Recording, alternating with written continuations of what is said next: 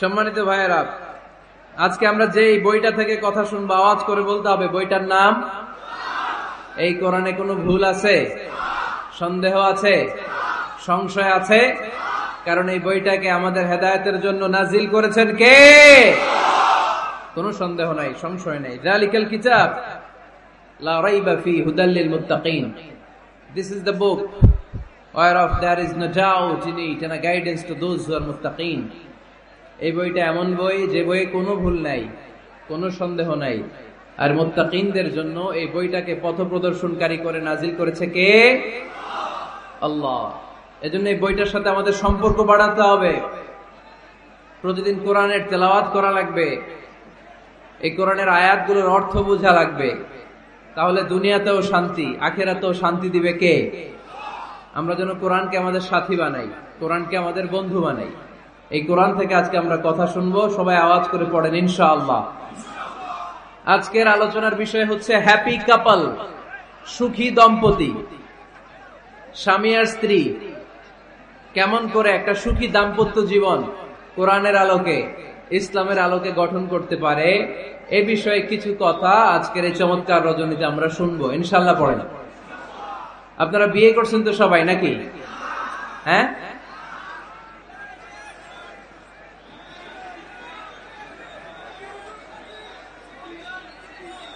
করো নাই? বিয়ে করে নাই কে কে দেখি? হায় হায়, চেয়ারম্যান সাহেব কই? এগুলোর বিয়ে করে দিয়েন। এগুলোর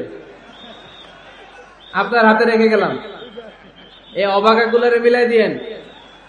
বসেন। এই অবিবাহিতদের দুঃখ জ্বালা কেউ বুঝতে চায় না, ঠিক কিনা? বিয়ে করে ফেলবা। বিয়ে করলে নেয়ামত বাড়ায় দেয় কে? দারিদ্রতা থাকলে ধনাঢ্যতা দিয়ে দেয় কে? সবাই চাকরি করে বিয়ে করতে চায়, ব্যবসা ভালো হলে বিয়ে করতে চায়, কিন্তু জানেই না ব্যবসায় ভালো হওয়ার আর চাকরি পাওয়ার মাধ্যম হচ্ছে আগে বিয়ে করা। আগে কি করা? স্বাধীনতার স্থপতি বঙ্গবন্ধু শেখ মুজিবুর রহমান 18 বছর বয়সে বিয়ে করছে। কত বছর বয়সে? এক বর্ণনা দেখলাম 14, আর এক বর্ণনা দেখলাম 18। কাজী নজরুল ইসলাম অল্প বয়সে বিয়ে করছে। মহাত্মা গান্ধী অল্প বছর বয়সে বিয়ে করছে। শেক্সপিয়ার ছোট থাকতে বিয়ে করে ফেলছে। তো এরা এই যে আগে বিয়ে করছে, এদের সফল হইতে কোনো সমস্যা হয়েছে? কথা বলেন না কেন? বঙ্গবন্ধু শেখ মুজিবুর রহমান উনি কি সফল রাষ্ট্রনায়ক নন? কাজী নজরুল ইসলাম সফল কবি নন? তো এদের আগে বিয়ে করা তো এদের সফলতা ঠেকায় রাখতে পারে নাই। এরা আগে বিয়ে করে সফল হয়েছে, কিন্তু আমরা সফল হয়ে তারপরে বিয়ের পিড়িতে বসতে চাই, ঠিক কিনা? ঝামেলাটা এইখানে। এজন্য ছেলের বাবা, মেয়ের বাবা, নীলফামারীতে যারা আছেন সবাইকে বলি, ছেলে মেয়ে প্রাপ্ত বয়স্ক যদি হয়, ছেলের জন্য উপযুক্ত মেয়ে পাওয়া গেলে, ভালো মেয়ে পাওয়া গেলে দিনদার, আর মেয়ের জন্য ভালো পাত্র পাওয়া গেলে বিয়ে দিয়ে দিবেন। আর নিকাহ মিন সুন্নতি ফামান রাগিবা আন সুন্নতি ফালাইসা মিননি। বিশ্বনবী বলেন, বিয়ে এটা আমার সুন্নাত, আর যে আমার সুন্নাতকে পছন্দ করে না সে আমার উম্মত দাবি করতে পারবে। আরবাআন মিন সুনানিল মুরসালিন, 4টা কাজ দুনিয়ার সব নবীরা করেছেন, এর মধ্যে একটা হচ্ছে বিয়ে। সুবহানাল্লাহ পড়বেন না? এজন্য বিয়ে করবেন সম্মানিত ভাইরা, বিয়েতে বরকত। যারা বিয়ে করে নাই তাদের ইমানের অর্ধেক অপূর্ণাঙ্গ। বিয়ে করলে ইমানটাকে পরিপূর্ণ করে দেয় কে? তো যারা হাত তুলছে এদেরকে আল্লাহ রূপবতী, গুণবতী, নেককার, ভদ্র স্ত্রী দিয়ে আল্লাহ ধন্য করুক। আমরা পড়ি আমিন। দেখছেন এখন গলার আওয়াজ বড় হয়ে গেছে, এখন মহা খুশি, বিয়ের কথা শুনলেই খুশি। তো আজকের আলোচনাটা যারা নিউ কাপল, নতুন বিয়ে করেছেন তাদের কাজে লাগবে, আর যারা তোমরা বিয়ে করোনি তোমাদেরও কাজে লাগবে সামনে, আর মুরব্বী যারা এদেরও কাজে লাগবে। আপনারা আপনাদের অভিজ্ঞতার আলোকে এই আলোচনার কথাগুলো আপনাদের নাতি নাতকো এদেরকে শোনাবেন। তাহলে আজকের আলোচনার বিষয় হচ্ছে হ্যাপি কাপল, সুখী দম্পতি। সুখী দম্পতি, দম্পতি মানে হচ্ছে স্বামী আর স্ত্রী। স্বামী আর স্ত্রী বানায় যেজন মিস্ত্রি, সে বড় আজব কারিগর ও মনরে, সে বড় কঠিন কারিগর। স্বামী আর স্ত্রী এই সম্পর্কটা মিলিয়ে দিয়েছেন কে? কোথায় মিলিয়ে দিয়েছেন? জান্নাতে। আওয়াজ করে বলেন কোথায়? আমাদের আদি পিতা আদম আলাইহিস সালাম, আদিমাতা হাওয়া আলাইহিস সালাম, এরা হচ্ছেন পৃথিবীর প্রথম দম্পতি, the first couple in the world। পৃথিবীর সর্বপ্রথম দম্পতির নাম হচ্ছে আদম আর হাওয়া। জান্নাতে ওনাদের বিয়ে পড়াই দিছিলেন কে? তার মানে বিয়ের সম্পর্কটা এটা জান্নাতি সম্পর্ক, এটা একটা চমৎকার সম্পর্ক। এজন্য এই দাম্পত্য জীবন, আমাদের এই সামাজিক জীবনের প্রভাব অনেক বেশি। অনেক দম্পতি আমাদের কাছে বলে, হুজুর সুখ নাই, শান্তি নাই। স্ত্রী এসে বলে, হুজুর আমার হাজবেন্ড আমাকে পছন্দ করে না, পরকিয়া করে। এই পরকিয়ার ভাইরাস বাংলাদেশে আসরা নাই, নীলফামারীতে বোধহয় নাই, আপনাদেরও আছে? আচ্ছা। আবার অনেক হাজবেন্ড এসে বলে, আমার স্ত্রীর এই সমস্যা। তো এগুলো সমাজের সবচেয়ে বড় সমস্যা, ঘাতক ব্যাধির চেয়েও বড় ব্যাধি। এগুলো নিয়ে কেউ মুখ খোলে না, কথা বলে না। ফলে দাম্পত্য জীবনের কলহ এটা দুর্বিষহ হয়ে ওঠে। আজকের আলোচনার মধ্য দিয়ে আমরা জানবো স্বামী স্ত্রী কেমন করে একটা সুখী, সমৃদ্ধ, আনন্দময় দাম্পত্য জীবন লিড করতে পারে। এ বিষয়ে আমাদের জানার দরকার আছে না নাই? আচ্ছা, আপনারা শুনতেছেন? আপনাদের সকলের মনোযোগ কি আমার দিকে? সম্মানিত ভাইয়েরা, আমরা দাম্পত্য জীবনে সুখী হতে চাই কোরআন সুন্নাহর আলোকে। স্বামী স্ত্রীর সম্পর্কটা এটা একটা মধুর সম্পর্ক, ঠিক কিনা? স্বামী স্ত্রীর সম্পর্কটা কেমন জানেন? স্বামী স্ত্রীর সম্পর্কটা হচ্ছে হাত আর চোখের মতো। হাত ব্যথা পেলে চোখ দিয়ে পানি ঝরে, আবার চোখ দিয়ে পানি ঝরলে হাত সেই পানি মুছে দেয়, ঠিক কিনা? স্বামী আর স্ত্রীর সম্পর্কটা এরকম হবে, হাত আর চোখ। হাত কেটে গেলে চোখ দিয়ে পানি পড়ে, আবার চোখ দিয়ে পানি পড়লে হাতই ওই পানি মুছে দেয়। সম্পর্কটা এরকম থাকার দরকার আছে না নাই? আছে। আল্লাহ তাআলা স্বামী স্ত্রীর সম্পর্ককে কোরআনে পোশাকের সাথে তুলনা করেছেন। ড্রেস, কস্টিউম, পোশাক। আওয়াজ করে বলেন কিসের সাথে তুলনা করেছেন? পোশাক। কেন পোশাকের সাথে তুলনা করলেন? কারণ পোশাক মানুষের লজ্জাস্থানের হেফাজত করে। ইট কভারস আওয়ার প্রাইভেটস। পোশাক, ড্রেস এন্ড কস্টিউম এটা আমাদের লজ্জাস্থানকে ঢেকে রাখে, আমাদের ঈমান বাঁচায়। তেমনি স্বামী তার স্ত্রীর চরিত্র হেফাজত করে, স্ত্রী তার স্বামীর চরিত্র হেফাজত করে, ঠিক কিনা? এজন্য আল্লাহ তাআলা মেটাফরিক্যালি, রূপক ভাবে স্বামী স্ত্রীকে পোশাকের সাথে তুলনা করেছেন। আবার পোশাক পরলে খুব সুন্দর লাগে, ডিজাইন করে, এমব্রয়ডারি করে, বিভিন্ন ডিজাইনের, বিভিন্ন স্টাইলের, বিভিন্ন ফ্যাশনের পোশাক মানুষ পরে। পোশাক পরলে মানুষের শ্রী বর্ধিত হয়, সৌন্দর্য বেড়ে যায়। ঠিক তেমনি নারীর চোখে পুরুষ সুন্দর, পুরুষের চোখে নারী সুন্দর, ঠিক কিনা?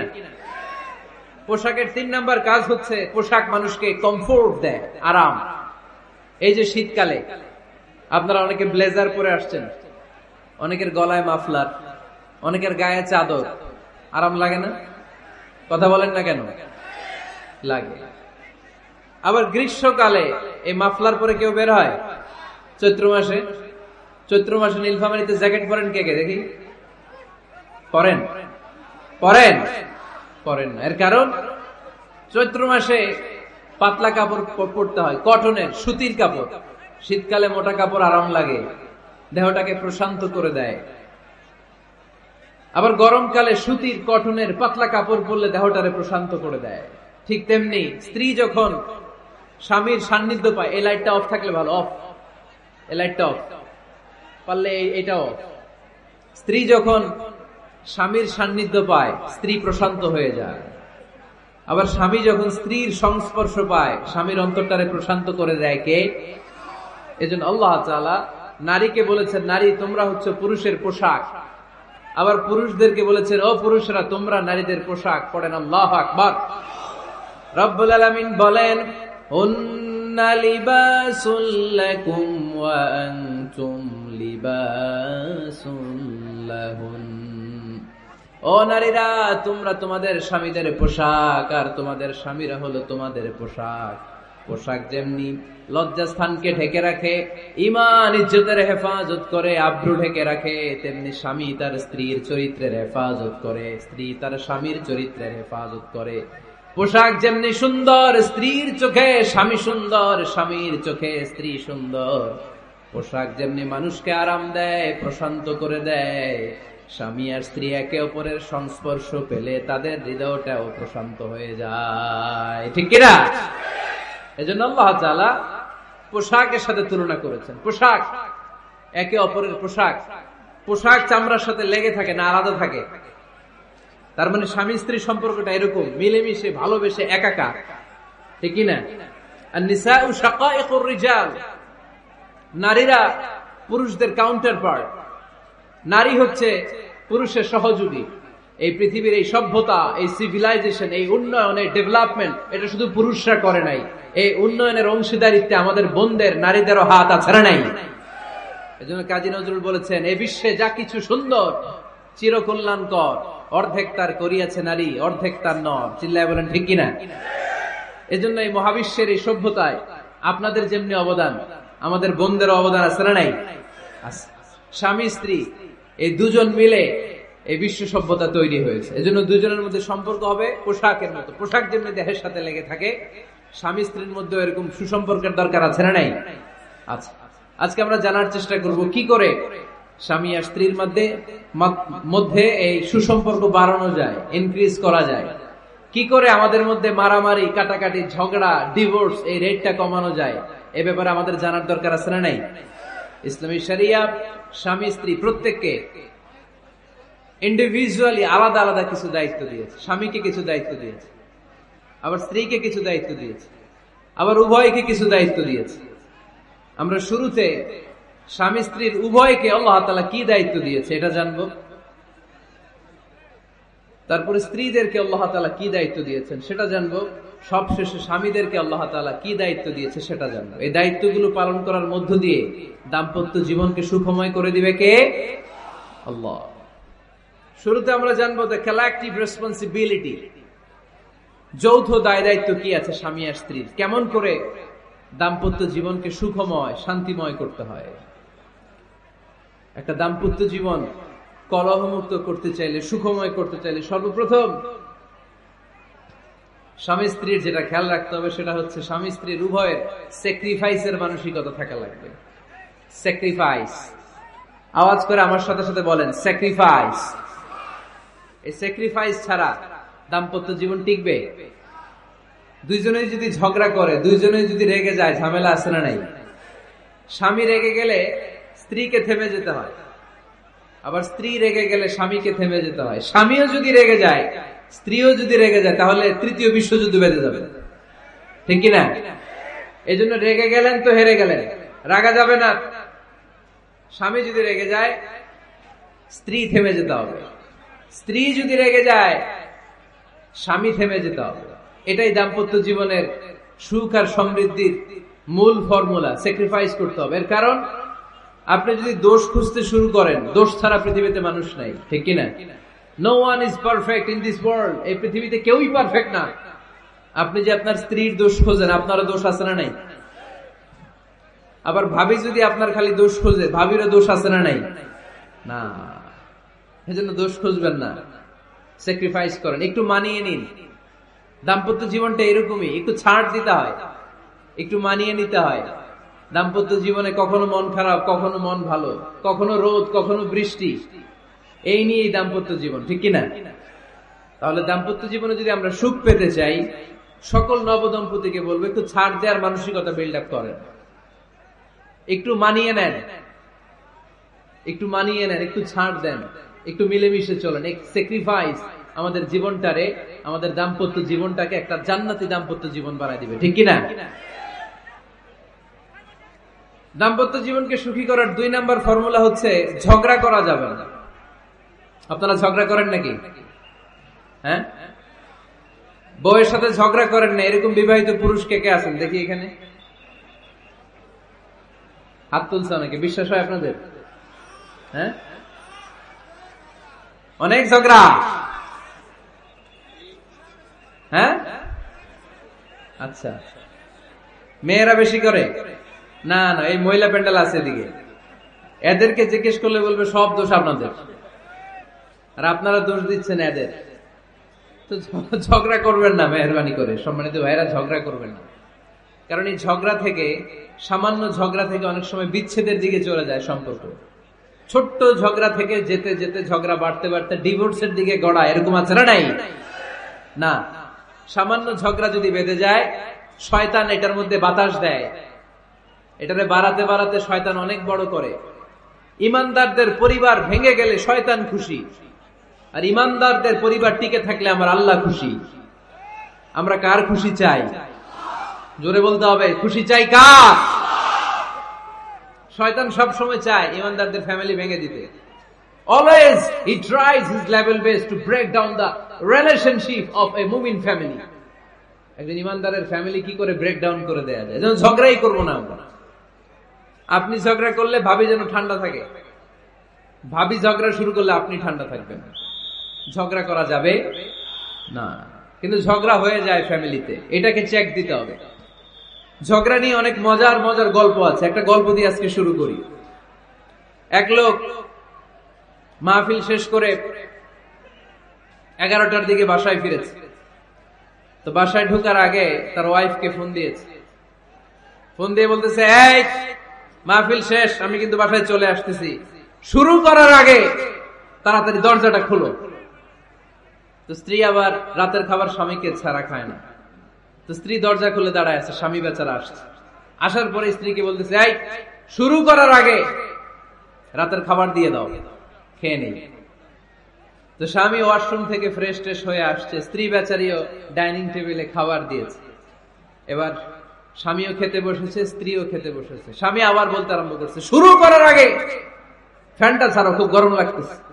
এবার তো স্ত্রী রেগে মেগে আগুন, কি আসার পর থেকে শুরু করার আগে, শুরু করার আগে, শুরু করার আগে, কি শুরু করার আগে? স্বামী বলতেছে, এই তো শুরু হয়ে গেল, এই শুরু হয়ে গেল। মানে কি? ঝগড়া। নীলফামারীর ভাইয়েরা, এটা শুরু করা যাবে না। শুরু করবেন আপনারা? ঝগড়া করবেন? আমাদের ফ্যামিলিগুলো থেকে ঝগড়াকে আজকে থেকে আমরা নো বলে দিলাম। মানে না, ঝগড়াকে কি বললাম? সবাই বলতে পারেন না, আওয়াজ করে বলেন, ঝগড়াকে আমরা কি বলবো? নো। ঝগড়া করা যাবে না। শয়তান ঝগড়া বাঁধাতে খুব উস্তাদ। সহিহ মুসলিমের হাদিস, ইন্না ইবলিসা ইয়াদাউ আরশাহু আলাল মা সুম্মা ইয়াবআসু সারায়াহু। ইবলিস তার সিংহাসন গেড়েছে সাগরের উপরে। ইবলিসের সিংহাসন কিসের উপরে? বিশাল বড় সাগর আর মহাসাগরের উপরে ইবলিস শয়তান তার সিংহাসন নিয়ে বসা। প্রতিদিন সকাল বেলায় শয়তান গুলোরে মানব রাজ্যে পাঠিয়ে দেয়, যা তোরা মানব রাজ্যে চলে যা, যে মানুষকে ওয়াসওয়াসা দেয়, ওয়াসওয়াসা দিয়ে খারাপ কাজ করা। সারাদিন খারাপ কাজ করার পরে কি কি ওয়াসওয়াসা দিল, কি কি খারাপ কাজ মানুষের মধ্যে ঘটালো, সন্ধ্যা বেলায় সব শয়তানে সেই ইবলিসকে বয়ান শোনায়। সন্ধ্যা বেলায় শয়তান গুলো এসে বলে, আমি এক লোককে দিয়ে মিথ্যা কথা বলিয়েছি। আরেক শয়তান বলে, আমি নামাজ কাজা করিয়েছি এক আল্লাহর বান্দাকে দিয়ে। আরেকজন বলে, আমি ওজনে কম দিয়েছি। আরেকজন বলে, আমি সুদের ব্যবসার মধ্যে টাকা লাগানোর ব্যবস্থা করে দিয়েছি। এক একজন এক একটা ওয়াসওয়াসা দিয়ে আল্লাহর মুমিন বান্দাদেরকে ধোঁকা দিয়েছে। এগুলোর ফিরিস্তি এসে সব শয়তানেরা ইবলিসকে শোনায়, কিন্তু কোনো কথাতে ইবলিসের মন ভরে না। কোন শয়তান এসে বলে, আমি তো এমন মদের আড্ডাখানায় নিয়ে গেছি আল্লাহর বান্দাদেরকে, এগুলো নামাজই পড়ে নাই, খালি মদ খেয়েছে। আবার কিছু শয়তান এসে বলে, আমি ক্যাসিনোতে নিয়ে গেছি, ওখানে খালি জুয়া খেলছে। আবার কিছু শয়তান এসে বলে, আমি বাজারের মধ্যে ফরমালিনের এই ওয়াসওয়াসা ঢুকাই দিছি। একটার পর একটা শয়তানি ফিরিস্তি তারা ইবলিসকে শোনায়, কিন্তু কোনো কাজই ইবলিসের মন ভরাতে পারে না। একজন এসে বলে, আনা মা তারাকতুহু বাইনার রাজুলি ওয়া ইমরাআতিহি হাত্তা ফাররাকতু। আমি একজন ইমানদার নারী পুরুষের মধ্যে ঝগড়া লাগাইয়া ওই ঝগড়া বাড়াতে বাড়াতে বাড়াতে বাড়াতে তালাক পর্যন্ত নিয়ে গেছে। নাউজুবিল্লাহ পড়বেন না? শয়তান এবার তার উপর খুশি হয়ে যায়। সব শয়তানগুলোকে ঠেলে ইবলিস এই শয়তানকে কাঁধে তুলে নাচতে শুরু করে দেয়। কারণ মুমিন বান্দার সংসার যদি ভেঙে যায় শয়তান খুশি হয়ে যায়, আর মুমিন বান্দার সংসার টিকে থাকলে খুশি হয়ে যায় কে? এজন্য নীলফামারীর ভাইরা, ঝগড়া করা যাবে না। দাম্পত্য জীবনকে সুখী করতে চাইলে ঝগড়াকে আমরা নো বলে দিব। ঝগড়া অনেক সময় হবে, কিন্তু এটাকে বাড়তে দেওয়া যাবে না, এটাকে আমরা স্পেস দিব না, ওইখানে থামায় দিতে হবে। রাজি আছেন তো সবাই? আল্লাহ রাসূল সাল্লাল্লাহু আলাইহি ওয়াসাল্লামের ফ্যামিলিতে ঝগড়া হতো। আম্মা জান আয়েশা রাদিয়াল্লাহু তাআলা আনহার সাথে আল্লাহ রাসূল সাল্লাল্লাহু আলাইহি ওয়াসাল্লামের ঝগড়া হতো, হাদিসে পাওয়া যায়। কিন্তু এগুলো ছিল মধুর ঝগড়া, সুন্দর ঝগড়া। সুবহানাল্লাহ পড়েন। আল্লাহর হাবিব বলেন, ইয়া আয়েশা ইন্নী লা আ'লামু ইযা কুনতি আন্নী রাদিয়া ওয়া ইযা কুনতি আলাইয়া গাদবা। ও আয়েশা, তুমি কখন আমার উপর রেগে থাকো সেটাও আমি বুঝি, আবার কখন খুশি থাকো সেটাও বুঝি। আম্মা জান আয়েশা বললেন, ইয়া রাসূলুল্লাহ, ইয়া হাবিবাল্লাহ, কেমন করে আপনি বুঝেন যে আমি আপনার উপর রেগে আছি, আবার কেমন করে আপনি বুঝেন আমি আপনার উপর সন্তুষ্ট আছি? বিশ্বনবী বললেন, আয়েশা, তুমি যখন আমার উপরে খুশি থাকো, আমার উপর যখন তুমি রাজি থাকো, তখন তুমি দোয়ার সময় এইভাবে দোয়া করো, ওয়া রব্বি মুহাম্মাদ, মুহাম্মাদের রব, আপনি আমাদের সব গুনাহগুলো মাফ করে দেন। আর যখন তুমি আমার উপর রেগে থাকো, তখন তুমি আমার নামটা মুখ দিয়ে উচ্চারণ করো না। ও আয়েশা, তখন তুমি দোয়ার সময় বলতে থাকো, ওয়া রব্বি ইব্রাহিম, ইব্রাহিমের রব, আপনি আমাদের সব গুনাহগুলো মাফ করে দেন। যখন তুমি খুশি তখন আমার নামটা মুখে নাও, যখন তুমি আমার উপর রেগে থাকো তখন তুমি আমার নামটা মুখে নিতে চাও না। আম্মা জান আয়েশা বললেন, ইয়া রাসূলুল্লাহ, ইয়া হাবিবাল্লাহ, মা আহজুরু ইল্লা ইসমাক, আমি শুধু আমার মুখ থেকে আপনার নামটারে সরায় রাখি, আমার হৃদয় থেকে কোনোদিন আপনারে সরাতে পারি না। মা আহজুরু ইল্লা ইসমাক, নবী হে, আমি তো শুধু মুখ থেকে আপনার নামটারে বাদ দেই, আমার হৃদয় থেকে তো আপনারে বাদ দিতে পারি না। আমার হৃদয় পুরোটা জুড়ে শুধু আপনি আর আপনি। চিল্লায় পড়েন আল্লাহু আকবার। তার মানে আম্মা জান আয়েশাও আল্লাহ রাসূল সাল্লাল্লাহু আলাইহি ওয়াসাল্লামের উপর রেগে থাকতেন মাঝে মাঝে, বিশ্বনবী মাঝে মাঝে রাগ করতেন। একবার খুব বেশি রাগারাগি হয়ে গেল, অনেক ঝগড়া হয়ে গেল। এবার আল্লাহ রাসূল সাল্লাল্লাহু আলাইহি ওয়াসাল্লাম খেয়াল করলেন না, এত ঝগড়া তো করা ঠিক হবে না। তখন আল্লাহর হাবিব সাল্লাল্লাহু আলাইহি ওয়াসাল্লাম বললেন, আয়েশা, চলো মিটমাট করি। কি করি? হ্যাঁ, মিউচুয়াল করি না, মিটমাট। এই যে ঝগড়া লাগলে আবার যে মিলায় দেয়, এটা কি বলেন আপনারা নীলফামারীতে? মিটমাট। আল্লাহর হাবিব সাল্লাল্লাহু আলাইহি ওয়াসাল্লাম বললেন, আয়েশা, চলো আমরা মিটমাট করি, আমরা আর ঝগড়া না করি। আম্মা জান আয়েশা বললেন, ঠিক আছে, চলেন মিটমাট করি। বিষ্ণু বললেন, ঠিক আছে, একজনকে নিয়ে আসি যে দুজনের মাঝে মিটমাট করাই দিবে। কারে নিয়ে আসবো? ওমরে ফারুককে নিয়ে আসি। আম্মা জান আয়েশা বলে, না, ওমরও গালিদ, ওমরের মেজাজ গরম, আমার ভয় লাগে। সুবহানাল্লাহ পড়বেন না? বিষ্ণু বললেন, তাহলে তোমার আব্বারে নিয়ে আসি। কই, নিয়ে আসেন, আব্বারে খুব ভাল লাগে। বিষ্ণু বললেন, ঠিক আছে, তোমার কথাই রইলো, ওমরকে ডাকবো না, তোমার আব্বা আবু বকরকে নিয়ে আসবো। বিশ্বনবী মিটমাট করার জন্য সাইয়েদনা আবু বকর রাদিয়াল্লাহু তাআলা আনহুকে ডেকে নিয়ে আসলেন। সাইয়েদনা আবু বকর রাদিয়াল্লাহু তাআলা আনহু ঘরে ঢুকলেন। বিশ্বনবী বললেন, আয়েশা, আমার আর তোমার মাঝে কি নিয়ে ঝগড়া হয়েছে? কথাটা কি তুমি বলবা নাকি আমি বলবো? আম্মা জান আয়েশা বলেন, আপনিই বলেন, তবে মিথ্যা বললেন না, যা ঘটছে ওইটাই বললেন। ওয়ালা তাকুলিল্লাহ হাক্কান, যেটা সত্য ওইটাই বলবেন, অন্য কিছু বলবেন না। আবু বকর রাদিয়াল্লাহু তাআলা আনহু তো শুনে রেগে মেগে আগুন। কি এত বড় সাহস, বিশ্বনবীর সামনে দাঁড়িয়ে তুমি এভাবে কথা বলো? এই আদব শিক্ষা দিয়েছি তোমাকে আমি। রেগে গেলেন। বিশ্বনবী কি সত্য ছাড়া মিথ্যা কিছু বলবেন? রেগে মেগে চিৎকার করে মেয়ের গালের মধ্যে দিলেন এক চপেটাঘাত। এক থাপ্পড় খেয়ে আম্মা জান আয়েশা উল্টায় পড়লেন। আবার মারার জন্য সাইয়েদনা আবু বকর রাগে গড়গড় করছিলেন, মেয়েরে আবার মারার জন্য উদ্যত হলেন। বিশ্বনবী অবস্থা ভয়ঙ্কর দেখে সাইয়েদনা আবু বকরের সামনে দুই হাত মেলে এইভাবে দাঁড়িয়ে গেলেন। বিশ্বনবীকে যখন আবু বকর রাদিয়াল্লাহু তাআলা আনহু দাঁড়াতে দেখলেন, সাইয়েদনা আবু বকর মুহূর্তের মধ্যে থেমে গেলেন। সুবহানাল্লাহ পড়ুন। সাইয়েদনা আবু বকর রাদিয়াল্লাহু তাআলা আনহু ঘর থেকে বের হয়ে গেলেন। এবার বিশ্বনবী আম্মা জান আয়েশার কাছে যেয়ে বলেন, ও আয়েশা, দেখো, আমি তোমারে মাইর থেকে বাঁচাইলাম। আমি না থাকলে তোমার বাবা তোমারে আজ শেষ করে ফেলতো, ঠিক কি না? আমি বাঁচাইছি তোমারে। ইয়া আয়েশা, কাইফা রাআইতিনি আন খাসতুকি মিনার রাজুল, দেখছো আয়েশা কেমনে বাঁচাইলাম তোমারে? আজকে আমি না থাকলে এমন পিটতে দিতে তোমার বাবা, একেবারে খবর হয়ে যাবে। আম্মা জান আয়েশা লজ্জায় পড়ে গেলেন, হেসে দিলেন। বিশ্বনবীও হেসে দিলেন। সুবহানাল্লাহ পড়েন। দুইজনের এই হাসির আওয়াজ ঘরের বাইরে থেকে সাইয়েদনা আবু বকর শুনতে পেলেন। উনি শুনে তো অবাক, কিরে, এতক্ষণ তৃতীয় বিশ্বযুদ্ধ, এখন আবার হাসে। ঘরে ঢুকলেন। ঘরে ঢুকার পরে আবু বকর রাদিয়াল্লাহু তাআলা আনহু বিশ্বনবীরে বলেন, ইয়া রাসূলুল্লাহ, আশরিকানি ফি সিলমিকুমা কামা আশরাকতুমানি ফি হারবিকুমা। হে আল্লাহর রাসূল, আপনারা ঝগড়া লাগলে, আপনারা দুইজন ঝগড়া লাগলে মিটমাট করার জন্য আমারে যেমনি ডাকেন, আপনারা যখন সুখ আনন্দ আর হাসাহাসিতে ব্যস্ত থাকেন, ওই হাসির সময়গুলোতে শেয়ার করার জন্য তখনও আমার একটু ডাইকেন। পড়েন সুবহানাল্লাহ। ও নবী, শুধু ঝগড়ার সময় ডাইকেন না, শুধু মিলায় দেওয়ার জন্য ডাকবেন না। আপনাদের মধ্যে যখন সুখকর আনন্দময় হাসাহাসির মুহূর্তগুলো কাটে, ওই মুহূর্তগুলোতেও আমাকে এনে আপনারা শেয়ার করে দিয়েন। পড়েন সুবহানাল্লাহ। মুসনাদে আহমদ ইবনে হাম্বলের হাদিস। এই হাদিস প্রমাণ করে আল্লাহ রাসূল সাল্লাল্লাহু আলাইহি ওয়াসাল্লামের ঘরে ঝগড়া হতো স্ত্রীদের সাথে, তবে মধুর ঝগড়া, শিক্ষণীয় ঝগড়া। আওয়াজ করে বলতে হবে ঠিক কি না? এজন্য ঝগড়া হবে, কিন্তু ঝগড়াকে বাড়তে দেয়া যাবে। তাহলে দাম্পত্য জীবন সুখময় করতে চাইলে 1 নম্বরে স্যাক্রিফাইস, 2 নম্বরে ঝগড়াকে আমরা কি বলে দিছি আজকে? বলে গেছি ঝগড়াকে কি বলবো? নো। তাসলিমা নামে একটি মেয়ে হারিয়ে গেছে। ওসি সাহেব বলেছেন পিছনে পুলিশের কাছে যদি পাঠিয়ে দিতে পারেন ভালো হয়। ছোট্ট মেয়ে দেখলে জিজ্ঞেস করবেন তোমার নাম কি, যদি বলে তাসলিমা, 6 বছর বয়স, ওকে পাঠিয়ে দিবেন।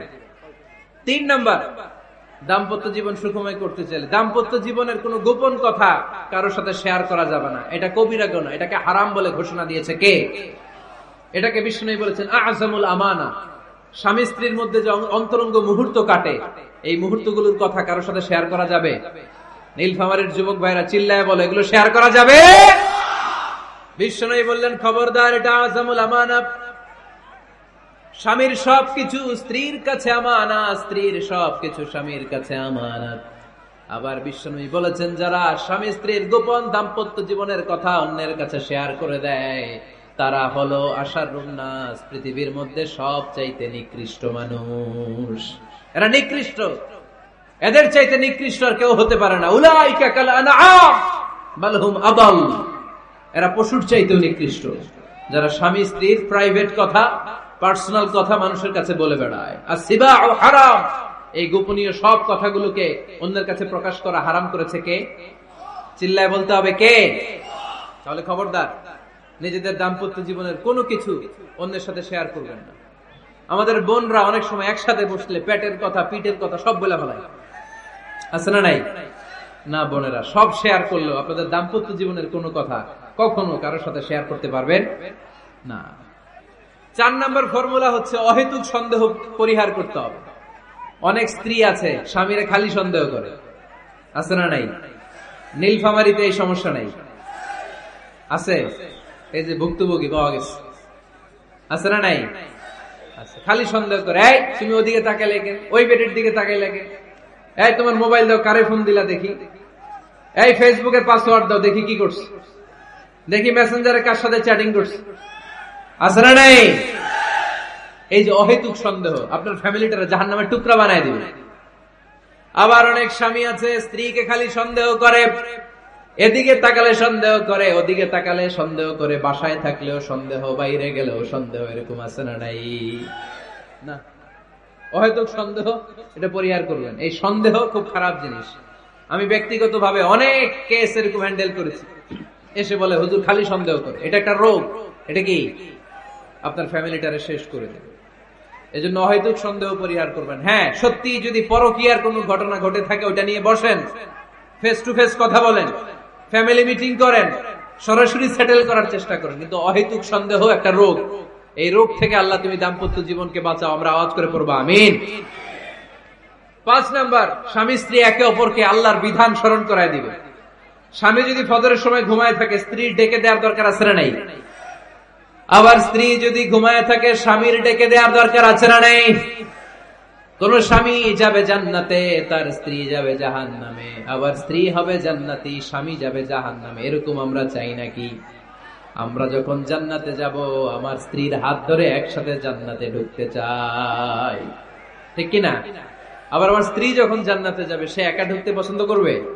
এজন্য আমরা দুনিয়াতে যেমনি এক ছাদের নিচে, এক জায়গায়, এক বাড়িতে, জান্নাতেও আমরা এক বাড়িতে থাকতে চাই। আওয়াজ করে বলতে হবে ঠিক কিনা? এই জন্য গবেষকরা বলেছে স্বামী স্ত্রীর ভালোবাসাটাকে তারা বলে লাভ পিরামিড। কি পিরামিড? লাভ পিরামিড। এই ত্রিভুজ আকৃতি। কিরে ভাই? আচ্ছা, লাভ পিরামিড, ত্রিভুজ আকৃতি, ট্রায়াঙ্গেল। আপনারা ত্রিভুজ চিনেন? কথা কয় না। ত্রিভুজের কয় কোণা? কয় কোণা? 3 কোণা। এই যে এরকম, তাই না? এই জন্য স্বামী স্ত্রীর ভালোবাসাটাকে বলে লাভ পিরামিড। উপরের সমুচার মতো না, উপরে থাকে আল্লাহ আর ডানে স্বামী বা স্ত্রী, এই 2 কোণায় স্বামী স্ত্রী, আর উপরের কোণায় আল্লাহ। স্বামী স্ত্রী যদি আল্লাহর আনুগত্যের দিকে যেতে চায়, যতই তারা the couple come to Allah, they come closer to each other. তারা যদি আল্লাহর কাছাকাছি যায়, তারা নিজেরাও কাছাকাছি হয়, ঠিক কিনা? তারা আল্লাহর কাছে যেতে যেতে যেতে যেতে আল্লাহর ইবাদতে যদি একেবারে আল্লাহর কাছে চলে যায়, তারা নিজেরাও কাছাকাছি চলে যায়, ঠিক কিনা? আর তারা আল্লাহর আনুগত্য থেকে যত দূরে সরে তারা নিজেরাও নিজেদের থেকে তত দূরে সরে পড়ে। চিল্লায় বলেন ঠিক কিনা? লাভ পিরামিড এটা। এজন্য the closer the couple comes to Allah, the closer the couple comes to each other. Couple স্বামী স্ত্রী আল্লাহর ভালোবাসা নিজের মধ্যে যত গাঢ় করবে, আল্লাহর আনুগত্য যত বেশি করবে, আল্লাহর ইবাদত যত করবে, নিজেরাও তত কাছাকাছি আসবে। আর আল্লাহরে যত ভুলবে, নিজেদের মধ্যে বড় বড় ফারাক করে দিবে কে? তাহলে এই 5টা বিষয় স্বামী স্ত্রীর উভয়ের উপর বর্তায়। এগুলো মেনে চললে দাম্পত্য জীবনকে সুখময় করে দিবে কে? আল্লাহ। এবার আমরা শুনবো আমাদের বোনদেরকে, যে ডান দিকে আমি শুনলাম আমাদের বোনদের বিশাল প্যান্ডেল আছে না নাই? আচ্ছা, আজকে বোনদের দিয়ে শুরু করি। স্ত্রীদেরকে আল্লাহ কি দায়িত্ব দিয়েছে একটা ফ্যামিলিকে সুন্দর করতে, একটা দাম্পত্য জীবনকে সুন্দর করতে? স্ত্রীর 1 নম্বর দায়িত্ব হচ্ছে she should make a comfort to her husband. স্ত্রীর উচিত স্বামীর জন্য ঘরটাকে প্রশান্তির নীড় বানিয়ে রাখা। কি বানিয়ে রাখা? প্রশান্তির নীড়। স্ত্রী হওয়া উচিত এমন, যাকে দেখলে স্বামীর চোখ জুড়ায়, স্বামীর প্রাণ জুড়িয়ে যায়, স্বামীর হৃদয়টা ঠান্ডা হয়ে যায়, ঠিক কিনা? আর স্ত্রীর দিকে তাকালে যদি মেজাজ গরম হয়ে যায়, মেজাজ খিটখিটে হয়ে যায়, ঝামেলা আছে না নাই? ঝামেলা আছে। এজন্য মেহেরবানি করে আমাদের বোনরা যারা, এমন কোন কাজ করবেন না যেটা স্বামীর মেজাজকে খিটখিটে করে দেয়। কারণ আল্লাহ তাআলা আপনাদেরকে তৈরি করেছে লিতাসকুনু ইলাইহা, স্বামী আপনার কাছে গেলেই যেন তার হৃদয়টা প্রশান্ত হয়ে যায়, ঠিক কিনা? অনেক স্ত্রী আছে না জেনে না বুঝে স্বামীর সাথে এমন খিটখিটে মেজাজ দেখায় যেটা স্বামীর জন্য মেনে নেওয়া কষ্টকর, কারণে হার্ট অ্যাটাক করে মারা যায়। আছে না নাই? এই তো ভুক্তভোগী পাওয়া গেছে।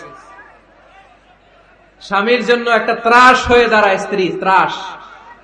অনেক স্বামী আছে স্ত্রীর এরকম আচরণের কারণে, অতিরিক্ত প্রেসার ক্রিয়েট করার কারণে স্ত্রীদেরকে ভয় পায়। অবশ্য নীলফামারীর কোন স্বামী তার স্ত্রীরে ভয় পায় না। ভয় পায়? স্ত্রীরে ভয় পান কে কে দেখি?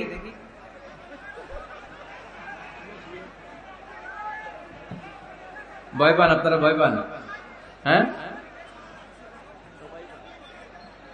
এক অফিসের বড় সাহেব তার স্ত্রীরে খুব ভয় পায়, প্রচন্ড ভয় পায়।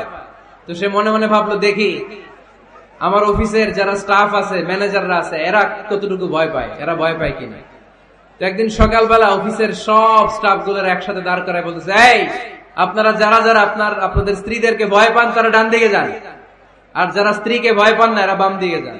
অফিসের সব কর্মচারী ডান দিকে চলে গেছে, সবাই ভয় পায়, একজন শুধু বাম দিকে। বাম দিকে কয়জন ভয় পায় না, আর যারা ভয় পায় এরা ডান দিকে, ডান দিকে সবাই। তো বড় সাহেব ভাবছে, আলহামদুলিল্লাহ আমার অফিসে একজন হইলেও বীর পুরুষ আছে। তো বীর পুরুষের কাছে যে বলে, ঘটনা কি, আপনি মোটেও ভয় পান না? কয়, স্যার প্রতিদিন অফিস করার জন্য যখন ঘর থেকে বের হয় আমার বউ আমারে বলে দেয়, খবরদার সবাই যেদিকে যায় তুমি কিন্তু ওইদিকে যাইবা না, সবাই যেদিকে যায় তুমি ওইদিকে গেলে খবর আছে। বড় সাহেবকে খবরদার, এটা তো আরো ডরায়,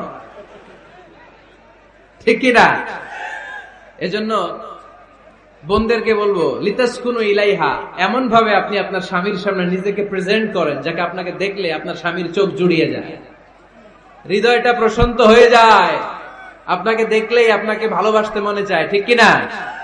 এজন্য রব্বুল আলামিন বলেন, আমি নারীদেরকে তৈরি করেছি লিতাসকুনু ইলাইহা, যেন পুরুষেরা স্ত্রীদের সংস্পর্শ যখন পায় পুরুষদের হৃদয়টারে প্রশান্ত করে দেয় কে? রব্বুল আলামিন বলেছেন, খাদিজার জন্য জান্নাতে আমি এমন একটা ঘর বানিয়েছি যেই ঘরের মধ্যে কোনো বিশৃঙ্খলা নাই।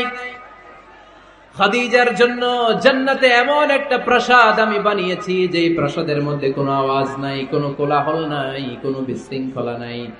কারণ খাদিজা আমার নবীকে এমন একটা ঘর উপহার দিয়েছে যেই ঘরের মধ্যে কোনো বিশৃঙ্খলা ছিল না, আওয়াজও ছিল না। পড়েন সুবহানাল্লাহ। আল্লাহ রাসূল যখন সারাদিন কাফেরদের মাঝে কোরআনের দাওয়াত দিতেন, কোলাহল মারামারি জীবনের ঝুঁকি নিয়ে মক্কার কুরাইশদের মাঝে যখন দাওয়াত দিতেন, সব বিশৃঙ্খলা ঝামেলা গোলমাল শেষ করে রাতের বেলায় যখন খাদিজার ঘরে বিশ্বনবী ঢুকতেন, বিশ্বনবীর হৃদয়টারে প্রশান্ত করে দিত কে?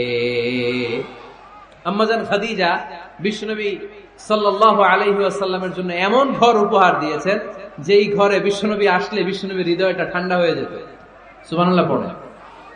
অনেক স্ত্রী আছে স্বামী ঘরে ঢুকলেই ঘরে আটা নাই, রুটি নাই, চাল নাই, ডাল নাই, এটা লাগবে ওইটা লাগবে, ওখানে যেতে হবে, একটার পর একটা ফিরিস্তি বলে বেড়ায়, আছে না নাই?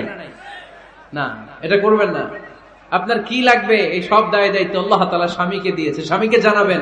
তবে ধীরে সুস্থে স্বামীর জন্য ঘরটাকে এমন করে রাখতে হবে যেন ঘরে ঢুকলেই স্বামীর হৃদয়টারে প্রশান্ত করে দেয় কে? এজন্য স্ত্রীর প্রথম দায়িত্ব ঘরটারে প্রশান্তির নীড় বানানো। এখানে কি আবার কি এখানে মারামারি? দুই দল নাকি?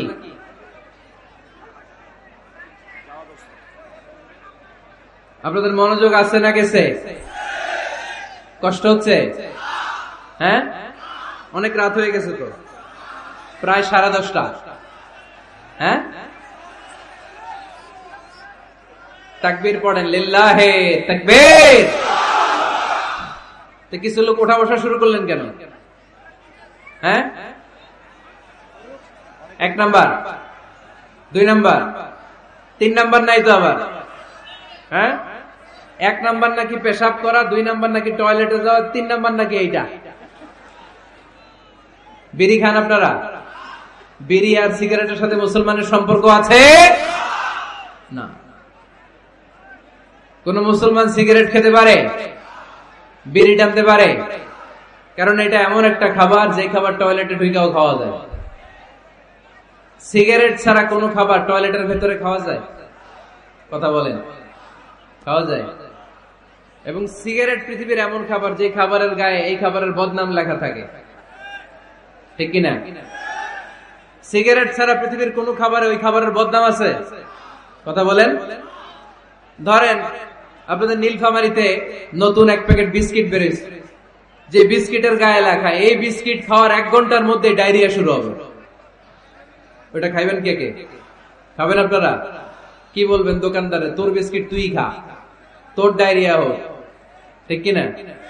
কিন্তু সিগারেটের গায়ে কিন্তু লেখা থাকে স্মোকিং কজেস ক্যান্সার, ধূমপান স্বাস্থ্যের জন্য ক্ষতিকর, ধূমপান কর্কট রোগের কারণ, ধূমপান করলে এটা বিষপানের শামিল। এই সিগারেট এটা তৈরি হয় তামাক পাতা থেকে, টোবাকো প্ল্যান্টস। এই তামাক পাতা চাষ হয় নাকি নীলফামারীতে? হ্যাঁ, বাংলাদেশে সবচেয়ে বেশি নীলফামারীর কোন থানায়? সদরে, শহর অঞ্চলে? আচ্ছা, এই তামাক পাতার চারদিকে বেড়া দেয়া লাগে না জানেন? কারণ ছাগলও মুখ দেয় না। তো যেটা ছাগলে খায় না ওটা মানুষ খেতে পারে? আওয়াজ করে বলেন। তাহলে ঝগড়ারে যেমনি আজকে আমরা নো বলে দিলাম, এই সিগারেট, এই মাদক, এগুলাকে আজকের প্রোগ্রাম থেকে আমরা নো বলে দিব। পারা যাবে? মাদককে আমরা নো বলে দিলাম। আওয়াজ করে বলেন, মাদক আর সিগারেটকে কি বললাম? নো। আল্লাহ তুমি বুঝার তৌফিক দান করো, আমরা পড়ি আমিন। একটা সুখী দাম্পত্য জীবনের জন্য স্ত্রীর 2 নাম্বার দায়িত্ব হচ্ছে স্বামীকে ইন্সপায়ার করা, স্বামীকে সাহস যোগানো, পিছন থেকে ড্রাইভিং পুশের মতো কাজ করা। কারণ স্বামীকে যখন স্ত্রী সাহস যোগায়, স্বামীর সাহস বেড়ে যায়, ঠিক কিনা? আল্লাহর হাবিব সাল্লাল্লাহু আলাইহি ওয়াসাল্লামের কাছে কোরআনের আয়াত নাযিল হলো, ইকরা বিসমি রাব্বিকাল্লাযী খালাক, খালাকাল ইনসানা মিন আলাক, ইকরা ওয়া রাব্বুকাল আকরাম, الذي علم بالقلم علم الإنسان ما لم يعلم পড়েন আল্লাহু আকবার। সূরাতুল আলাকের 5 আয়াত হেরা গুহায় যখন নাজিল হয়ে গেল, বিশ্বনবী সাইয়েদনা জিবরাইলকে নিজ আকৃতিতে দেখলেন, পা থেকে মাথা পর্যন্ত দেখে বিশ্বনবী ভয় পেয়ে গেলেন। বিশ্বনবী সাল্লাল্লাহু আলাইহি ওয়াসাল্লাম জীবনে দুইবার সাইয়েদনা জিবরাইল আলাইহিস সালামকে ওনার আসল আকৃতিতে দেখেছিল। আওয়াজ করে বলতে হবে কয়বার? এক হচ্ছে মেরাজ রজনীতে সিদরাতুল মুনতাহায়, দুই হচ্ছে প্রথম যখন কোরআনের আয়াত নাজিল হয় বিষ্ণু ইসা ইসলাম দেখলেন বিশাল একজন ব্যক্তি, পাটা হচ্ছে হেরা গুহায় আর মাথাটা হচ্ছে আকাশের উপরে। এই বিশাল একটা লোক সে কোরআনের 5 আয়াত নিয়ে এসেছে সূরাতুল আলাক, আর বলতে শুরু করেছে ইয়া মুহাম্মদ ইকরা, আপনি পড়ুন, আপনি পড়ুন, আপনি পড়ুন। 3 বার পড়ার আদেশ করার পরে বিষ্ণু ইসা ইসলাম পড়তে আরম্ভ করলেন ইকরা বিসমি রাব্বিকাল্লাযী খালাক খালাকাল ইনসানা মিন আলাক ইকরা ওয়া রাব্বুকাল আকরাম আল্লাযী আল্লামা বিল কলম আল্লামাল ইনসানা মা লাম ইয়ালাম। বিষ্ণু ইসা ইসলাম পড়তে আরম্ভ করলেন। প্রথম কোরআনের আয়াত যখন নাজিল হয়ে গেল বিষ্ণু ইসা ইসলাম ভয় পেয়ে গেলেন। হাত নাড়াচ্ছেন কেন আপনারা? হ্যাঁ, কি স্ক্রিনে দেখা যায়? আহারে কি আনন্দ আকাশে বাতাসে, সবাই খুশির ঠেলায়, খুশিতে আনন্দে ঠেলায় না। আল্লাহর হাবিব সাল্লাল্লাহু আলাইহি ওয়াসাল্লাম ভয় পেয়ে গেলেন। আপনাদের মনোযোগ তো নাই মনে হচ্ছে, তা হাত নাড়াচ্ছেন কেন? এদিকে তাকায়। খরগোশের কানের মতো কান দুইটারে খাড়া করা। কোরআনের আয়াত যখন নাজিল হলো আল্লাহ রাসূল সাল্লাল্লাহু আলাইহি ওয়াসাল্লাম ভয় পেয়ে গেলেন। বিষ্ণু ঈসা ইসলামের হৃদয় কাঁপতে আরম্ভ করলো। কোরআনের 5 আয়াত নিয়ে হেরা গুহা থেকে বিশ্বনবী আম্মা জান খাদিজাতুল কুবরা রাদিয়াল্লাহু তাআলা আনহার কাছে চলে আসলেন। এসে ডেকে বললেন, খাদিজা জাম্মিলুনি জাম্মিলুনি, কম্বল দিয়ে তুমি আমারে চাপা দাও, আমার ভয় লাগছে, মনে হয় আমি বাঁচবো না। আম্মা জান খাদিজা বললেন, কি হয়েছে আপনার? বিশ্বনবী বললেন, বিশাল বড় একটা লোক কোরআনের 5 আয়াত নিয়ে এসেছে। ওই লোকের পা হেরা গুহার মধ্যে, মাথাটা আকাশের উপরে, এত বিশাল সত্তা, বিশাল কোন মানুষ জীবনে আমি দেখি নাই। এসে সে পরিচয় দিয়েছে সে নাকি জিবরাইল ফেরেশতা। বিশ্বনবী বললেন, মনে হয় আমি বাঁচবো না, আমার জ্বর চলে এসেছে, আমার হৃদয়ের মধ্যে কাঁপুনি শুরু হয়েছে, তুমি আমারে কম্বল দিয়ে চাপা দাও। আম্মা জান খাদিজা বললেন, ও নবী ভয় পাবেন না, আমার আল্লাহ কোনদিন আপনারে অপমান করবেন না। সুবহানাল্লাহ পড়েন। ওয়াল্লাহি ওয়াল্লাহি লা ইউখজিকাল্লাহু আবাদা। নবী গো, আল্লাহ আপনারা অপমান করবেন না, কারণ আপনার মধ্যে এমন এমন ভালো ভালো গুণ আছে, এই গুণাবলীগুলি যে মানুষের মধ্যে থাকে তাকে আমার রব কোনদিন অপমান করতে পারে না। চিল্লায় বলেন ঠিক কি না? নবী হে, ইন্নাকা লা তাসিলুর রাহিমা, আপনি আত্মীয়তার সম্পর্ক বজায় রাখেন। ও নবী, তাসদুকুল হাদিসা, সব সময় আপনি সত্য কথা বলেন। ওয়া তাহমিলুল কাল্লা, আপনি মানুষের বোঝা টেনে দেন। ওয়া তাকসিবুল মা'দুমা, যার উপার্জন করার কেউ নাই, নিজে গায়ে খেটে আপনি তারে উপার্জন করে দেন। ওয়া তুঈনু আলা নাওয়াইবিল হক, সত্য যেখানে বিপন্ন সেখানে আপনি সাহসী সৈনিকের মতো দাঁড়িয়ে যান। সুবহানাল্লাহ। নবী হে, আপনি ভয় পাবেন না, কারণ আপনি এমন অসাধারণ ব্যক্তিত্ব, এমন জনকল্যাণমূলক কাজের আঞ্জাম আপনি দেন, এরকম লোককে আল্লাহ কখনো অপমান করতে পারে? আপনি চালিয়ে যান, আপনাকে থামানোর মতো অপশক্তি গোটা বিশ্বে দ্বিতীয়টা নাই। চিল্লায় বলেন ঠিক কি না? বিশ্বনবীকে সাহস জুগিয়েছেন, এরকম সাহস জোগানোর মতো স্ত্রী আমাদের দরকার আছে না নাই? বিশ্বনবী সারাদিন বাইরে যখন কাফির মুশরিকদের অত্যাচার অনাচার সহ্য করে ঘরে আসতেন, আম্মা জান আয়েশা এমন সাহসিকতার বাণী শোনাতেন, এমন মোটিভেশন শোনাতেন, এমন ইন্সপায়ারেশন দিতেন, বিশ্বনবী সারাদিনের সব দুঃখ কষ্ট ভুলে গিয়ে এর পরের দিনের দাওয়াতি কাজের জন্য নতুন করে এনার্জি ফিরে পেতেন। চিল্লায় পড়েন আল্লাহু আকবার। এজন্য স্ত্রীর 2 নম্বর কাজ হচ্ছে স্বামীকে সাহস যোগানো। 2 নম্বর কাজ কি? স্বামীকে সাহস যোগানো, স্বামীকে সাপোর্ট দেয়া। স্ত্রীর 3 নম্বর কাজ হচ্ছে স্বামীর ডাকে সাড়া দেয়া। কি দেয়া? স্বামী যদি স্ত্রীর সঙ্গ পেতে চায়, স্ত্রীর ওই ডাকে সাড়া দিতে হবে। রাতের বেলা স্বামী যদি স্ত্রীর সঙ্গ চায় আর স্ত্রী যদি সঙ্গ না দিয়ে চলে যায়, ফজর পর্যন্ত স্ত্রীর উপর আল্লাহর ফেরেশতারা লানত দিতে থাকে। চিল্লায় পড়েন নাউযুবিল্লাহ। তবে হ্যাঁ, ভ্যালিড যদি কোনো কজ থাকে, ভ্যালিড কজ, অসুস্থতা, অন্যান্য কমপ্লেক্সিটি যদি থাকে সেটা ভিন্ন ব্যাপার। কিন্তু ইগোর কারণে, ইগো, মেজাজ দেখিয়ে, রাগ দেখিয়ে কোনো বোন যদি স্বামীর আহ্বানে সাড়া না দিয়ে মুখ ফিরিয়ে চলে যায়, ফজর পর্যন্ত আল্লাহর ফেরেশতারা ওই মহিলার উপর লানত দিতে থাকে, আওয়াজ করে পড়তে হবে না আউযুবিল্লাহ। আবার বিশ্বনবী বলেছেন, খবরদার, রমজান ছাড়া কোন নফল রোজা কোন স্ত্রী যদি রাখতে চায়, নফল রোজা রাখার আগে স্বামীর কাছ থেকে যেন সে অনুমতি নিয়ে নেয়। নফল রোজা, আওয়াজ করে বলেন কি রোজা? ফরজ রোজা না। দিনের বেলা যেহেতু রোজা রাখতে হয়, কোন নারী, কোন যুবতী নারী, বয়স্ক নারীদের কথা ভিন্ন, কোন যুবতী নারী যদি নফল রোজা রাখতে চায়, সে তার স্বামীর পারমিশন নেবে। কারণ হয়তো স্বামী দিনের বেলা স্ত্রীর সঙ্গ চেতে পারে, ঠিক কিনা? এজন্য স্বামীর কাছ থেকে পারমিশনের দরকার আছে না নাই? এরপরে 4 নম্বর দায়িত্ব, নিজের লজ্জাস্থানের হেফাজত করা। فالصالحات قانتات حافظات للغيب بما حفظ الله। আল্লাহ নেককার স্ত্রীদের বর্ণনা যখন কালামুল্লাহ মাজিদে দিয়েছেন, আল্লাহ বলেছেন নেককার নারীদের প্রথম গুণ, তারা সব সময় তাদের স্বামীদের আনুগত্য করে। 2 নাম্বার, তারা তাদের নিজের লজ্জাস্থানের হেফাজত করে। 4টা কাজ কোন নারী যদি দুনিয়াতে করে, 4টা, আওয়াজ করে বলতে হবে কয়টা? মাত্র 4টা কাজ কোন নারী যদি পৃথিবীতে করে, ওই নারীর জন্য জান্নাতের 8টা দরজা খুলে দিবে কে?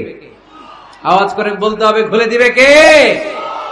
বিশ্বনবী বললেন, আল মারআতু ইযা সাল্লাত খামসাহা, কোন নারী যদি 5 ওয়াক্ত সালাত পড়ে, সামাত শাহরাহা, রমাদানের রোজা রাখে, আতাআত বালাহা, স্বামীর আনুগত্য করে, হাফিজাত ফুরুজাহা, লজ্জাস্থানের হেফাজত করে, এই 4টা কাজ যদি কোন নারী দুনিয়ার বুকে করে, জান্নাতের 8টা দরজা তাদের জন্য খুলে দিবে কে? এজন্য দাম্পত্য জীবনকে সুখময় করতে হলে একজন স্ত্রীর 4 নম্বর দায়িত্ব হচ্ছে নিজের সতীত্বের হেফাজত করা। 5 নম্বর দায়িত্ব হচ্ছে স্বামীর সম্পদের হেফাজত করা। সাইয়েদনা আবু সুফিয়ান রাদিয়াল্লাহু তাআলা আনহু ছিলেন খুব কৃপণ মানুষ, বিষ্ণু ঈসা ইসলামের শ্বশুর। সহিহ বুখারীতে এসেছে, ওনার স্ত্রী এসে আল্লাহ রাসূল সাল্লাল্লাহু আলাইহি ওয়াসাল্লামের কাছে বলেন, ইয়া রাসূলুল্লাহ, ইন্না আবা সুফিয়ান রাজুলুন শাহীহ। হে আল্লাহর রাসূল, আবু সুফিয়ান খুব কৃপণ মানুষ, আমার আর আমার সন্তানদের খরচের জন্য যে টাকা পয়সা লাগে আমার স্বামী দেয় না। এখন আমার স্বামীর অনুমতি ছাড়া সিন্ধুক থেকে টাকা নেয় আমার জন্য জায়েজ কিনা? আল্লাহর হাবিব বললেন, হ্যাঁ, স্বামী যদি কৃপণ হয় তাহলে ফ্যামিলির খরচের জন্য যতটুকু দরকার অতটুকু নিতে পারবা, ওইটারে ক্ষমা করে দিবে কে? আমাদের অনেকের মধ্যে অনেক কৃপণ লোক আছে না নাই? এখানে নাই, মাশাআল্লাহ। এই কৃপণ লোক যদি থাকে, আপনার অনুমতি ছাড়াও ভাবি আপনার পকেট থেকে টাকা নিতে পারবে। আজকে সব গোমর ফাঁস করে দিলাম। কৃপণ যারা, তাদের পারমিশন ছাড়া পকেট থেকে, আলমারি থেকে টাকা নিয়ে যতটুকু দরকার ফ্যামিলির ততটুকু খরচ করা যাবে, অতিরিক্ত খরচ করা যাবে না। 6 নম্বর দায়িত্ব হচ্ছে ছেলে মেয়েদেরকে দেখাশোনা করা, ছেলে মেয়েদেরকে বুকের দুধ খাওয়ানো। অনেক মা আছে ছেলে মেয়েদেরকে বুকের দুধ খাওয়াতে চায় না, আছে না নাই? হ্যাঁ, ডানু খাওয়ায়, ডানু। আর কি খাওয়ায়? হ্যাঁ, মিল্ক ভিটা, আর নিডো, নেসলে, সেরেলাক, আর হ্যাঁ বায়োমিল্ক। মাশাআল্লাহ, অনেক নাম জানেন তো আপনারা। তো মেডিকেয়ার, তো এই বুকের দুধ খাওয়াতে চায় না অনেক মায়েরা। মায়েরা যারা আছেন প্যান্ডেলে, আপনার বুকের দুধের মধ্যে বাচ্চাদের জন্য আল্লাহ রাব্বুল আলামিন ন্যাচারাল ভ্যাকসিন দিয়ে দিয়েছেন। চিল্লায় পড়েন সুবহানাল্লাহ। ন্যাচারাল, প্রাকৃতিক টিকা, বাচ্চার জীবনের প্রথম টিকাটা, সন্তানের জীবনের নবজাতক শিশুর প্রথম টিকাটা আল্লাহ তাআলা মায়ের বুকের শাল দুধের ভেতরে দিয়ে দিয়েছেন। সুবহানাল্লাহ পড়েন। টিকাগুলো তো বাজার থেকে কিনতে হয়, প্রথম টিকাটা আল্লাহ ফ্রি দিয়ে দিয়েছে। সুবহানাল্লাহ পড়বেন না? এজন্য রাব্বুল আলামিন বলেন, ওয়াল ওয়ালিদাতু ইউরদি'না আওলাদাহুন্না হাওলাইনি কামিলাইনি লিমান আরাদা আন ইউতিম্মার রাদা'a। দুনিয়ার প্রতিটা মায়ের উচিত টানা 2 বছর তাদের সন্তান সন্ততিদেরকে দুধ খাওয়ানো। কয় বছর? আওয়াজ করে বলতে হবে, কয় বছর? মায়ের বুকের দুধ যে ছেলেগুলো খায় না, এদের ব্রেনের গ্রোথ হয় না, এগুলো হয় বলদা নাম্বার 1। কি হয়? বলদা নাম্বার 1। ফার্মের মুরগির মতো এগুলা। ফার্মের মুরগি দেখছেন? হ্যাঁ, ফার্মের মুরগি দেখবেন যে দোকানে যখন কিনতে যাবেন, এটারে নিয়ে যেখানে ওজন করে ওইখানে বসা রাখলে ওইখানেই বসে থাকে, আধা ঘন্টায় উঠবে না, এটা বসেই থাকে। আর গ্রামের মুরগি দেখছেন, দেশি মুরগি, ধরতে পারবেন এটারে? খবর আছে, ঘাম ছুটায় ছাড়বে। তো মায়ের বুকের দুধ যেগুলা খায় এগুলো দেশি মুরগির মতো, আর এই নিডু খায় যেগুলো, এগুলো 1 নম্বর বলদা হয়, আর ফার্মের মুরগির মতো হয়। ঠিক কিনা? উদাহরণটা দিলাম এই জন্য, আপনার সন্তানের ভবিষ্যতের কথা বোঝানোর জন্য উদাহরণটা দিয়েছি। বুকের দুধ খাওয়াবেন, এর মধ্যে আল্লাহ তাআলা এমন নিউট্রিশন, পুষ্টি গুণ দিয়ে মায়ের বুকের দুধকে আল্লাহ তাআলা সমৃদ্ধ করেছে, বাচ্চার ব্রেইনের গ্রোথ হয়, বাচ্চার হাড্ডিগুলো খুব শক্ত হয়, সে ইনফিরিয়রিটি কমপ্লেক্সে ভোগে না, হীনমন্যতায় ভোগে না, জীবনের যেখানেই যাবে সেখানেই সে হবে সফল। চিল্লায় বলেন ঠিক কিনা? অনেক মা আছে বুকের দুধ খাওয়াতে চায় না, ডানু খাওয়ায়, নিডু খাওয়ায়, আবার নিজেদের কাজের জন্য ব্যস্ত, ছেলে মেয়েদেরকে সময় দেয় না। আছে না নাই? নারীরা চাকরি করতে পারবে, হেজাব করে নিজেকে পর্দার মধ্যে রেখে শিক্ষকতা করতে পারবে, ডাক্তারি করতে পারবে, সব পেশায় তারা যেতে পারবে, নিজেদেরকে পর্দার মধ্যে রেখে হেজাব করে সব জায়গায় যেতে পারবে। কিন্তু সন্তানদেরকেও দেখাশোনার দরকার আছে না নাই? অনেক মায়েরা নিজেরা থাকে চাকরিতে, আর ছেলে মেয়েদেরকে দিয়ে রাখে কাজের মেয়ের কাছে। আছে না নাই?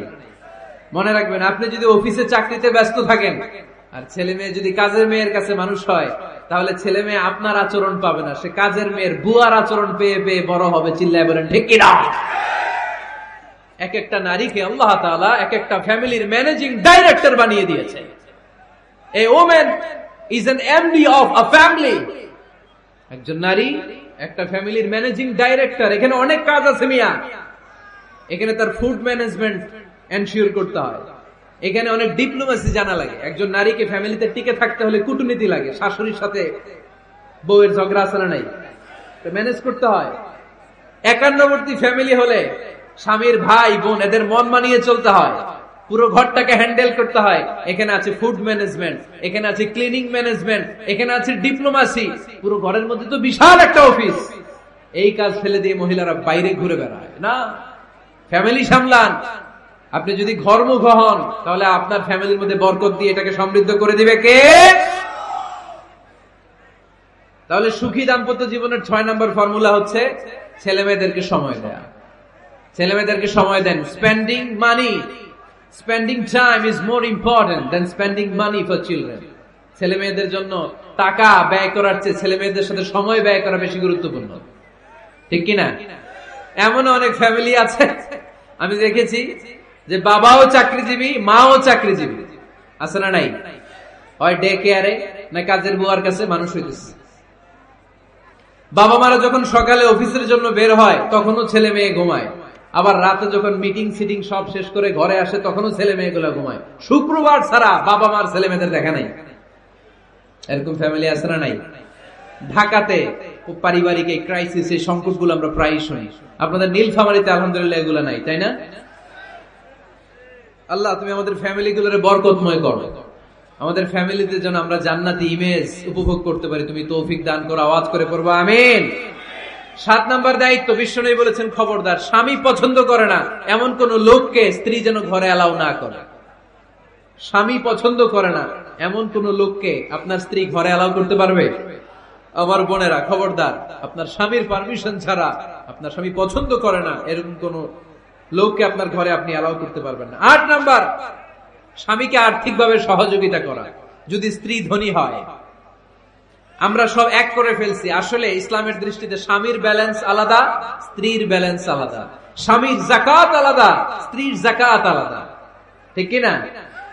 স্ত্রী ধনী হতে পারে, স্ত্রীর আলাদা সম্পদ থাকতে পারে। যদি স্ত্রীর সম্পদ থাকে, স্ত্রীর উচিত তার সম্পদ দিয়ে তার স্বামীকে এস্টাবলিশ হতে, স্বাবলম্বী হতে সহায়তা করা। যদিও এটা আল্লাহ তাআলা আবশ্যক করে দেন নাই, কারণ আর্থিক ফিনান্সিয়াল সব কাজগুলোকে স্বামীর উপরে খরচ করেছে কে? ফিনান্সিয়ালি 1 টাকা খরচ করা, 1 টাকার দায়ভার নেওয়া কোন স্ত্রীর উপরে আল্লাহ আবশ্যক করে নাই। তারপরেও স্ত্রী যদি ধনী হয়, স্ত্রীর যদি জায়গা জমি থাকে, সম্পদ থাকে, তাহলে স্ত্রীর উচিত তার স্বামীকে স্বাবলম্বী হতে সহযোগিতা করা। ঠিক কিনা? আমরা মডেল হিসেবে আম্মাজান খাদিজা রাদিয়াল্লাহু তাআলা আনহার জীবনের দিকে যদি তাকাই, তাহলে দেখবো উনি অনেক মহিয়সী গরিয়সী একজন ব্যবসায়ী নারী ছিলেন। আম্মাজান খাদিজা রাদিয়াল্লাহু তাআলা আনহা ওনার ব্যবসায় স্টাফ হয়ে বিশ্বনবী ওনার সাথে পরিচিত হলেন। বিশ্বনবীর আমানতদারিতায় মুগ্ধ হয়ে আম্মাজান খাদিজা বিশ্বনবীর বিয়ের প্রস্তাব দিলেন। আম্মাজান খাদিজা রাদিয়াল্লাহু তাআলা আনহার সাথে বিশ্বনবীর যখন বিয়ে হয়ে যায়, বিয়ের পরে আম্মাজান খাদিজা বলেন, ও বিশ্বনবী, আমার যত সম্পদ আছে, আমার ব্যবসায়ের যত মালামাল আছে, যত সম্পদ আছে, সব আমি আপনার পায়ের সামনে এনে রেখে দিলাম। আপনি দিয়ে দিলাম, সব সম্পদ আপনারা আমি দিয়ে দিলাম। আপনি ইচ্ছে মতো মানুষকে দান করতে পারেন, খরচ করতে পারেন, দাওয়াতি কাজে, মুসলিমদেরকে আজাদ করার কাজে আপনি ব্যয় করতে পারেন। আওয়াজ করে পড়েন আল্লাহু আকবার। আম্মাজান খাদিজাকে যদি আমরা মডেল হিসেবে ধরি, তাহলে প্রতিটা বোনের উচিত তাদের যদি অর্থ কড়ি থাকে, সম্পদ থাকে, স্বামীকে স্বাবলম্বী হতে ওই সম্পদ দিয়ে সাহায্য করার দরকার আছে না নাই? কথা বলেন না কেন? 9 নাম্বার, স্ত্রীর দায়িত্ব দাম্পত্য জীবনকে সুখময় করতে নিজেকে স্বামীর সামনে বিউটিফাই করে উপস্থাপন করা। ওই যে কয় ঠিক আসছে, নিজেদের পক্ষে আসলেই ঠিক। নিজেকে বিউটিফাই করে, মেকআপ করে স্বামীর সামনে উপস্থাপন করা। রাগ করবেন না আমার বোনেরা, আমি আপনাদেরকে খুব ভালোবাসি এবং বোনরাও আমাকে খুব ভালোবাসে। আমার একটা পেজ আছে আমার নামে ফেসবুকে, মিজানুর রহমান আজহারি। এই পেজে প্রতিদিন শত শত প্রশ্ন আসে। এই প্রশ্নের বেশিরভাগ প্রশ্ন আমাদের বোনদের। অনেক বোনরা বলে, হুজুর আপনার ওয়াজ আমরা শুনি, কারণ আপনি আমাদেরকে খুব সম্মান দিয়ে কথা বলেন। আলহামদুলিল্লাহ, আমি আমার বোনদেরকে ভালোবাসি, মাদেরকে ভালোবাসি। আমি আমার মা বোনদেরকে বলবো, আপনারা নিজেদেরকে গুছিয়ে সাজিয়ে স্বামীর সামনে উপস্থাপন করেন। অনেক বোনেরা আছে বাইরে যাওয়ার সময় পার্লারিং করে, মেকআপ করে, সুন্দর জামা কাপড় পরে বাইরে যায়, আর স্বামীর সামনে আসলে বুয়ার মতো থাকে। আছে না নাই? স্বামীর সামনে পচা জামা, ছিঁড়া জামা, চুলের মধ্যে নাই সুগন্ধি, নিজেকে গুছিয়ে রাখে না, সামলে রাখে না, কাজের বুয়ার মতো নিজেকে উপস্থাপন করে স্বামীর সামনে। আর বাইরে গেলে মেকআপ করে, পার্লারিং করে যায়। হওয়া দরকার ছিল উল্টা। বাইরে আপনি সাদা সিধা ভাবে যাবেন, বোরকা দিয়ে নিজেকে ঢেকে যাবেন। বাইরে যাওয়ার সময় কোন নারী পারফিউম ইউজ করে যেতে পারবে না। নারীরা যত পারফিউম ইউজ করতে মনে চায় আপনার বেডরুমে, আপনার স্বামীর সামনে, ঠিক কিনা? স্বামীর সামনে পারফিউম ইউজ করেন, নিজেকে উজাড় করে সাজান স্বামীর জন্য। এই প্রতিটা সাজুগুজুতে সওয়াব আছে না নাই? ইসলাম কতটা চেক এন্ড ব্যালেন্স, কতটা ভারসাম্যপূর্ণ জীবন ব্যবস্থা। খবরদার, নারীরা ডিওডোরেন্ট ইউজ করে বাইরে যেতে পারবে, যেটা সে তার আর্মপিটে ইউজ করে, কিন্তু ঝাঁঝালো পারফিউম বোরকার উপর দিয়ে মেরে কোন নারী বাইরে যেতে পারবে? কথা বলেন। সুনানে নাসাইর হাদিস, আল্লাহর হাবিব বলেন, আইয়ুমা ইমরাআতিন ইস্তা'তারাত নাফসাহা ফামাররাত আলা কওমিন লিয়াজিদু রিহাহা ফাহিয়া জানিয়া। কোন নারী যদি তার জামার উপর দিয়ে পারফিউম মেখে পুরুষ লোকের দৃষ্টি আকর্ষণের জন্য ঘরের বাইরে বের হয়, যতটা পুরুষ তার চেহারার দিকে লোলুপ দৃষ্টি নিয়ে তাকাবে, ততটা পুরুষের সাথে জিনার গুনাহ মহিলার আমলনামায় তুলে দিবে কে? পারফিউম মেখে যদি কোনো নারী বের হয় এই উদ্দেশ্যে যে ছেলেরা আমাদের প্রতি আকৃষ্ট হবে, যতটা ছেলে তার দিকে তাকাবে, প্রত্যেকটা ছেলের সাথে জিনার গুনাহ আল্লাহ তাআলা এমনি তার আমলনামায় তুলে দিবে। নাউজুবিল্লাহ পড়েন। এজন্য খবরদার, নিজেকে সাজিয়ে গুজিয়ে স্বামীর সামনে উপস্থাপন করুন, সাজিয়ে গুজিয়ে। অনেক স্ত্রীরা আছে ড্রাইভারের সাথে কথা বলার সময় মিষ্টি হাসি দিয়ে কথা বলে। বাজারে শপিং করতে গেলে আসসালামু আলাইকুম ভাই, কেমন আছেন? কি সুন্দর আসসালামু আলাইকুম। স্বামীর সামনে আসলে আর এই মিষ্টি কথাটা নাই, আসলে নাই। বাইরে তোমার চিকন গলায় কিসের আসসালামু আলাইকুম? হ্যাঁ, না, বাইরে আপনি আসসালামু আলাইকুম দিতে যাবেন না। ঝটপট করে কর্কশ ভাষায় কথা বলে শেষ। কেউ ফোন দিয়েছে, হ্যালো, কে? স্বামীকে চায়, উনি বাসায় নাই, কাট।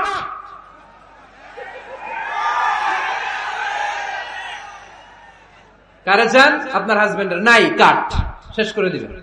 মিষ্টি মিষ্টি আসসালামু আলাইকুম, আসসালামু আলাইকুম বলা যাবে নাকি? খবরদার, খবরদার। বাজার করতে গেলে কি মিষ্টি হাসি, দোকানে গেলে কি মিষ্টি আলাপ, ড্রাইভারের সাথে কি সুন্দর কথা, সিএনজি ওয়ালার সাথে কি সুন্দর আলাপ, আর ঘরে আসলে এই চেহারাটা এরকম করে রাখে, আছে না নাই? ঘরে আসলেই স্বামীর সাথে খিটখিটে মেজাজ, না বোনেরা, উল্টো করে ফেলছেন আপনি। বরং স্বামী ছাড়া অন্যদের সাথে কথা শর্টকাটে সারবেন, যাতে কোনো ফিতনা চলে না আসে। চিল্লায় বলেন ঠিক কিনা? আর নিজেকে স্বামীর জন্য উজাড় করে সাজান, পার্লারিং করেন, বিউটিফিকেশন করেন, মেকআপ করেন, বেডরুমে পারফিউম মাখেন, নিজেকে উজাড় করে স্বামীর জন্য সাজান। সওয়াব দিয়ে আপনার আমল নামাটারে পূর্ণ করে দিবে কে?